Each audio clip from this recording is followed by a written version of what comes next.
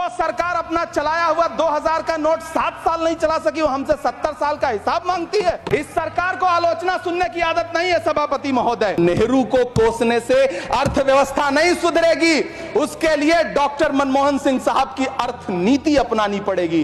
पिछले 11 साल से नेहरू जी को कोस रहे हैं, आखिर कब तक कोसिएगा?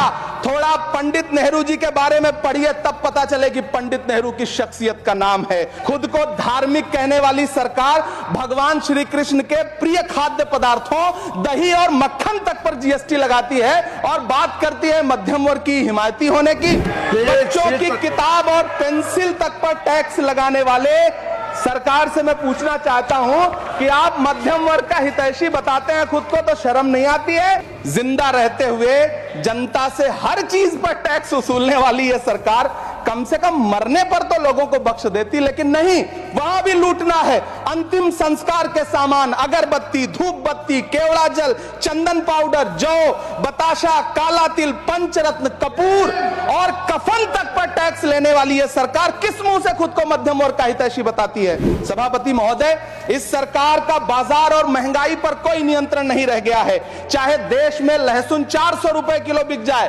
टमाटर 100 रुपए किलो बिक जाए, प्याज का दाम सुनकर आंखों में आंसू आ जाए, लेकिन वित्त मंत्री महोदया बजट में महंगाई का मां भी नहीं बोलती हैं।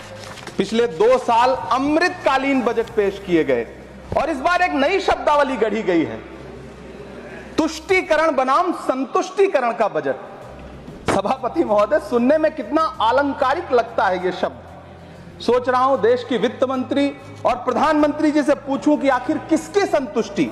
कदम कदम पर टैक्स देकर लुटने वाली जनता की, या फिर जनता से टैक्स वसूल करके धन्ना सेठों का खजाना भरने वाली सरकार की? किसकी संतुष्टि? जिस बजट में मनरेगा के लिए 1 रुपए की बढ़ोतरी ना हो, जिस मनरेगा से करोड़ों मजदूरों के घर में चूल्हा जलता हो, उस मनरेगा में काम करने वाले गरीब मजदूरों के लिए अगर आपके खजाने से 1 रुपया भी इजाफी नहीं निकल सका, तो भला कौन संतुष्ट हुआ साहब? इस देश का गरीब मजदूर या आपके उद्योगपति दोस्त? वो जो महाराष्ट्र में लोकसभा और विधानसभा के बीच में 40 लाख मतदाता बढ़ाए गए थे, अरे उन्हीं के लिए मनरेगा का थोड़ा सा बजट बढ़ा देते। क्या उसमें मनरेगा का एक भी मजदूर नहीं था 40 लाख लोगों में? सारे के सारे 12 लाख की छूट वाले से आगे के लोग थे। कल जब वित्त मंत्री जी देश की संसद में भाषण दे रही थी, तो वहां मुंबई में कोई गरीब इंसान जब अपनी जेब टटोल करके अपनी मोटरसाइकिल में 1 लीटर पेट्रोल भरवा रहा था, तो उस पेट्रोल की कीमत थी 103 रुपया प्रति लीटर। आखिर इतना